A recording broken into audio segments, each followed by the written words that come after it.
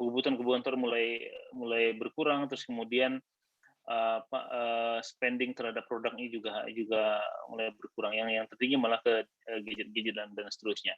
Elektronik pun, tablet dan seterusnya. Dulu kita gedung dan sebagainya, sekarang gedung malah berkurang.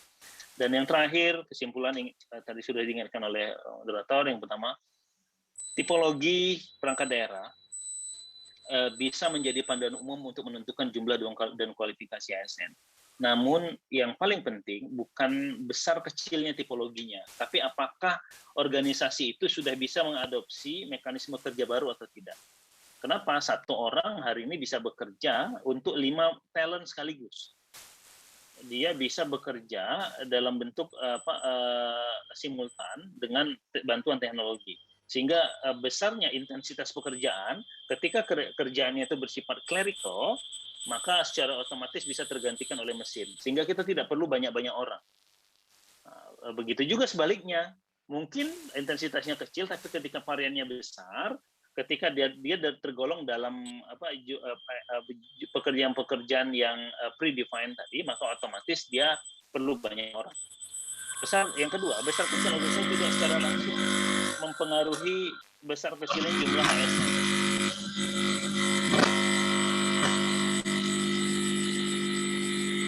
Namun,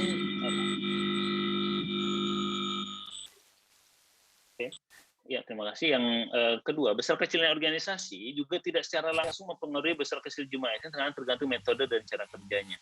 Sehingga sudah tepat Bu Asna tadi disampaikan perlu hitung ulang kebutuhan ASN, terutama pasca pandemi. Terutama saat ini kita harus hitung ulang beban kerja yang kondisi yang existing yang ada. Jadi bukan berdasarkan kondisi existing sebelum pandemi. Saya yakin dan percaya jumlahnya akan jauh merosot karena existing saja, kalau kita lihat kasat mata saja saat ini 25% bekerja di kantor, tapi pekerjaan juga tetap selesai. Nah, pilihannya adalah memperluas kompetensi, memperbesar kompetensi dengan memperkecil jumlah, atau memperbesar jumlah dengan mempertahankan kompetensi. Itu kan dua pilihan yang trade off. Dan yang ketiga, memang perlu identifikasi dan kebutuhan kualifikasi ASN terkait dengan kebutuhan organisasi-organisasi baru. Jadi nanti sebagaimana tadi, tren organisasi juga terus berubah. Apakah kemudian bagaimana kemarin pembahasan dengan teman-teman di Kemenpan juga, bahwasannya organisasi juga akan terus berubah. Dan perlu identifikasi ulang untuk kompetensi ASN berdasarkan mekanisme kerja yang baru. Jadi ada kompetensi yang wajib dimiliki oleh ASN. Bayangkan saja hari ini sepintar apapun ASN, tapi kalau dia sudah tidak bisa menggunakan aplikasi rapat elektronik atau seperti Zoom seperti ini, maka nggak ada gunanya.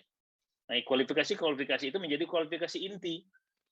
Sehebat apapun, secanggih apapun ASN, tapi kalau dia tidak bisa men-share dalam bentuk digital saat ini, rasanya sudah akan kegilas oleh zaman.